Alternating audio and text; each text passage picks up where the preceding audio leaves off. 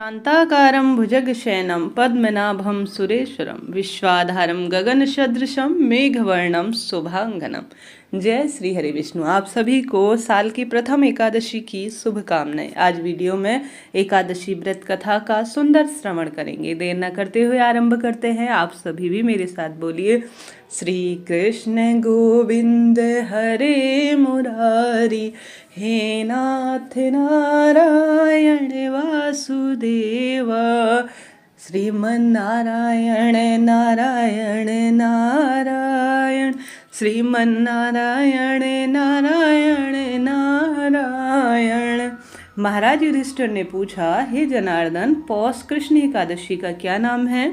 उस दिन कौन से देवता का पूजन किया जाता है और उसकी विधि क्या है? कृपया मुझे बताएं।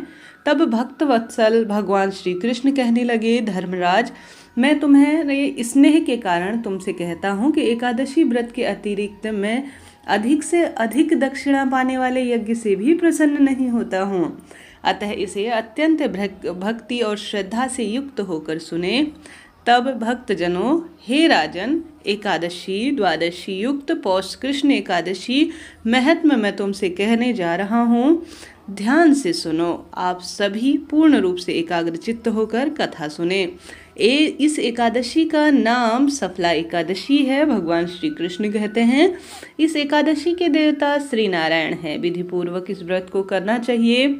जिस प्रकार नागों में शेषनाग, पक्षियों में गरुण, ग्रहों में चंद्रमा, यज्ञों में अश्वमेध और देवताओं में भगवान विष्णु श्रेष्ठ हैं, भक्तजनों, उसी तरह से व्रतों में एकादशी व्रत सबसे श्रेष्ठ है।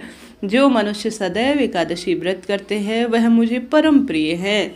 अब इस व्रत की विधि कहता हूँ। भगवान श्री कृष्ण स्वयं कहते हैं, ध्यान से सुनो। मेरी पूजा के लिए ऋतु के अनुकूल फल, नारियल, नींबू, नैवेद्य आदि 16 वस्तुओं का संग्रह करें, आपसे संभव हो तो। इस सामग्री से मेरी विधि विधान से पूजा करें, रात्रि जागरण करें। इस एकादशी के समान यज्ञ, तीर्थ, दान, तप तथा कोई और व्रत नहीं है। भक्तजनों, 5000 वर्ष तप करने में जो फल मिलता है उससे भी अधिक सफला एकादशी का व्रत करने से प्राप्त होता है। हे राजन, अब आप इस एकादशी व्रत की कथा सुनो। आप सभी ध्यान से कथा का श्रवण करें। इससे पहले हम प्रभु का स्मरण करते हुए जयकारे जरूर से लगा देते हैं। श्री कृष्ण गोविंद हरे मुरारी, हे नाथ नारायण वासुदेव। जय श्री हरि विष्णु, जय श्री कृष्ण, राधे राधे। चंपावती नगरी में एक महिष्मान नाम का राजा राज्य करता था। उसके 4 पुत्र थे। उसमें से लुम्पक नाम का बड़ा राजपुत्र महापापी हो गया था। भक्तजनों, वह पापी सदा पर स्त्री और वैश्यागमन और बुरे कर्मों में अपने पिता का पूर्ण रूप से धन नष्ट करता था। सदैव ही देवता, ब्राह्मण, वैष्णवों की निंदा करता था। भक्तजनों, जब राजा को अपने बड़े पुत्र के ऐसे कुकर्मों का पता चला तो उन्होंने उसे अपने राज्य से निकाल दिया। तब वह विचारने लगा कि अब मैं क्या करूं और कहाँ जाऊं। भक्तजनों, अंत में उसने चोरी का निश्चय किया।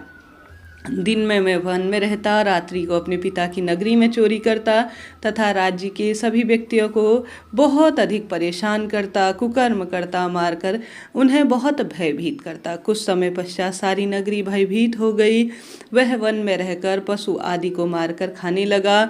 नागरिक और राज्य के कर्मचारी उसे पकड़ लेते, किंतु राजा के भय के कारण सब उससे डर कर उसे छोड़ देते थे। वन के अति प्राचीन विशाल पीपल का एक वृक्ष हुआ करता था। लोग भगवान विष्णु के समान ही उसे पीपल को पूजा करते थे। उसी वृक्ष के नीचे महापापी लुम्पक रहा करता था।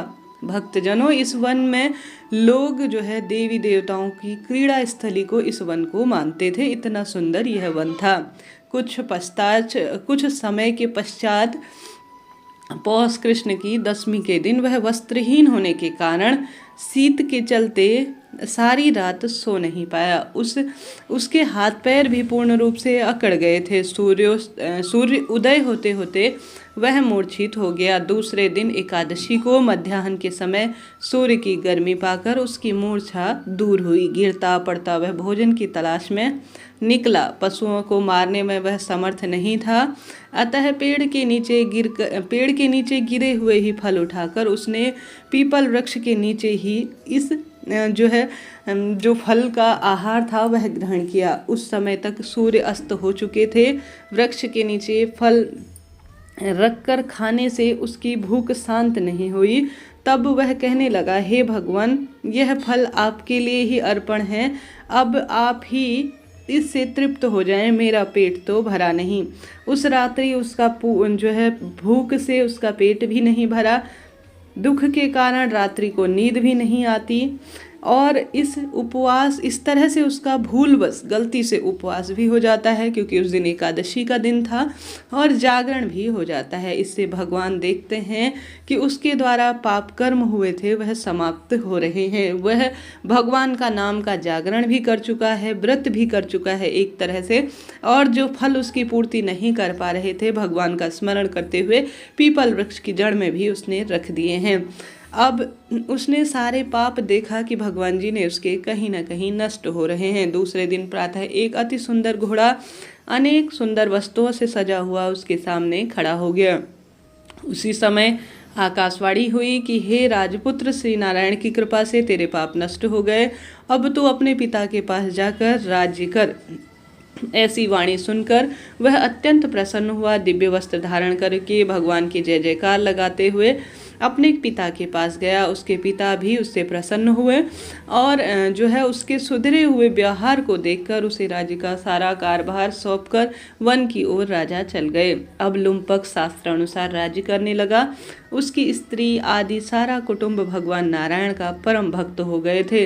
वृद्ध होने पर वह भी अपने पुत्र को राज्य का भार सौंपकर वन में तपस्या करने चला गया और अंत में उसे वैकुंठ प्राप्त हुआ। पूरे जीवन जब तक वह राज्य करा, उसने समस्त राज्य में यह घोषणा करा कि जाने अनजाने जैसे भी हो एकादशी का व्रत करने का प्रयत्न करें, श्री हरि विष्णु की विशेष पूजा करें। वह व्यक्ति भी अर्थात लुम्पक भी पूरे जीवन भर एकादशी का व्रत किया, यज्ञ हवन दान पुण्य और सभी व्यक्तियों की सेवा में अपना जीवन व्यतीत करता हुआ निकाला। ऐसे में उसके जीवन में उसे सब सुख प्राप्त हुआ, अंत में वैकुंठ का उसे वास मिला। अतः जो मनुष्य इस परम पवित्र एकादशी का व्रत करते हैं उसे अंत में मुक्ति मिलती है। जो नहीं कर पाते वह पूंछ और सींगों से रहित पशुओं के समान है।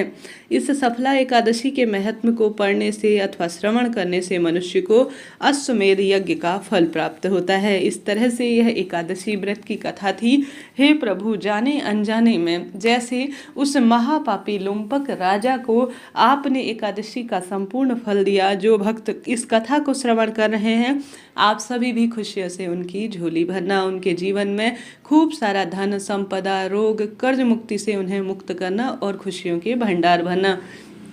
आप सभी भी आज जितना संभव हो सके प्रभु स्मरण करें, दान पुण्य करने का प्रयत्न करें। आज के दिन यज्ञ हवन अन्नदान वस्त्रदान और दीपदान का बहुत विशेष विधान कहा गया है। प्रयत्न करें कुछ न कुछ विशेष करने का। आज इस तरह से यह सुंदर कहानी थी, आपने सुना, इसके लिए आपका आभार और धन्यवाद। जय श्री नारायण, श्रीमन नारायण।